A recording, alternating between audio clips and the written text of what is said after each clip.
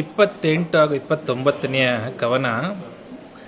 ಬವರಿಯಲಿ ಪಯಪಾಡಿನಲಿ ಮೈ ಲವಣಿಯಲಿ ಬಿಣ್ಣಾಣದಲ್ಲಿ ಭಾರವ ಅಣಿಯಲಿ.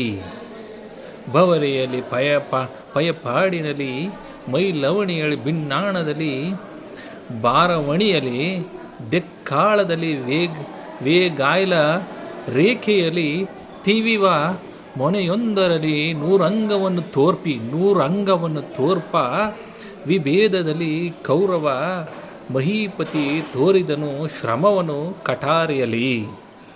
ಅಂದರೆ ಅವನು ಕಠಾರಿಯನ್ನು ಹಿಡಿದು ಅದರ ಯುದ್ಧಕ್ಕೆ ಅಗತ್ಯವಾದ ಹೆಜ್ಜೆಗಳನ್ನು ಹಾಕಿ ಸುತ್ತುತ್ತಾ ಮೈಕಾಂತಿ ವಿಶೇಷವಾದ ಗತ್ತು ಗಂಭೀರವಾದ ಭಂಗಿ ವೇಗವಾದ ನಡೆಗಳನ್ನು ಪ್ರದರ್ಶಿಸಿದನು.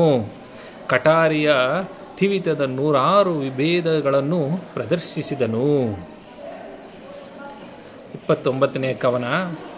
ಸುರಗಿಯಲ್ಲಿ ಚಕ್ರದಲ್ಲಿ ಹಲದಲ್ಲಿ ಹರಿಗೆಯಲ್ಲಿ ಕಕ್ಕಡೆ ಎಲಸಿಯಲಿ ಪರಿಗದಲ್ಲಿ ಸವಳದಲ್ಲಿ ಗದೆಯಲ್ಲಿ ಬಂಡಿವಾಳದಲ್ಲಿ ಪರಿಯ ಚಿತ್ರದ ಚಮತ್ಕೃತಿ ಕರವ ತೋರಿಸಿದನು. ಶರಾಸನ ಶರ ವಿಸರ ಎನಿಸಿದನು ಸಭೆಯ. ಅಂದರೆ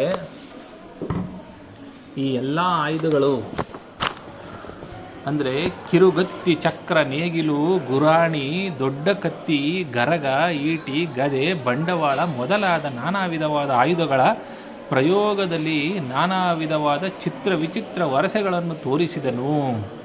ಬತ್ತಳಿಕೆಯಿಂದ ಬಾಣಗಳನ್ನು ತೆಗೆದು ಬಿಡುವ ವಿಧಾನಗಳನ್ನು ಪ್ರದರ್ಶಿಸಿ ಸಭೆಯಿಂದ ಅಹುದು ಎಂಬ ಪ್ರಶಂಸೆಯನ್ನು ಪಡೆದನು. ಧನ್ಯವಾದಗಳು.